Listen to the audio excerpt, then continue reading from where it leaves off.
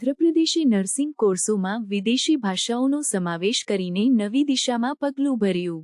આંધ્રપ્રદેશ રાજ્ય સરકારે નર્સિંગ શિક્ષણમાં વિદેશી ભાષાઓના કોર્સો શરૂ કરીને મહત્વપૂર્ણ પગલું ભર્યું છે. આ પહેલથી રાજ્યના નર્સિંગ વિદ્યાર્થીઓને આંતરરાષ્ટ્રીય રોજગારી માટેની તૈયારીમાં મદદ મળશે. પ્રારંભમાં રાજ્યના 13 સરકારી નર્સિંગ કોલેજોમાં આ કોર્સો શરૂ કરવામાં આવ્યા છે અને ભવિષ્યમાં અન્ય સરકારી અને ખાનગી સંસ્થાઓમાં પણ આ પ્રોગ્રામને વિસ્તૃત કરવાની યોજના છે. આ કોર્સોમાં જર્મન, જાપાનીઝ, ફ્રેન્ચ અને અંગ્રેજી ભાષાઓનો સમાવેશ કરવામાં આવ્યો છે. આ નિર્ણય રાજ્યના આરોગ્ય, પરિવાર કલ્યાણ અને મેડિકલ શિક્ષણ મંત્રી યુ. સત્યકુમાર યાદવ દ્વારા લેવામાં આવ્યો હતો. વિદ્યાર્થીઓની ભાષા પસંદગીઓના આધારે મુખ્યત્વે જર્મન, જાપાનીઝ અને ફ્રેન્ચ ભાષાઓને પસંદ કરવામાં આવી છે.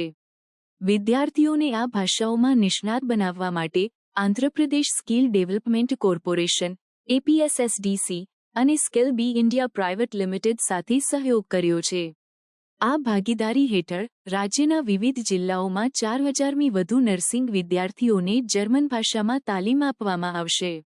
આ તાલીમ 8મી 10 મહિનાની અવધિમાં પૂરી થશે અને સફળ ઉમેદવારોને જર્મનીના આરોગ્ય ક્ષેત્રમાં રોજગારી માટે મોકલવામાં આવશે. આ પહેલથી આશા છે કે દર વર્ષે આશરે 1000 નર્સિંગ વિદ્યાર્થીઓને જર્મનીમાં રોજગારી મળશે. આથી આંધ્રપ્રદેશ રાજ્ય નર્સિંગ વિદ્યાર્થીઓ માટે આંતરરાષ્ટ્રીય રોજગારીના નવા દરવાજા ખોલી રહ્યું છે. Most of the students are opting for, because there is a huge potential in Gulf and European countries, and we have come up with a new idea. We are the first one in India to introduce nursing education in different languages, because English, apart from English, French, Spanish, Japanese and German, so that our students can opt for jobs in these European nations also. That is the idea. That's how we are the first state to come up with that idea.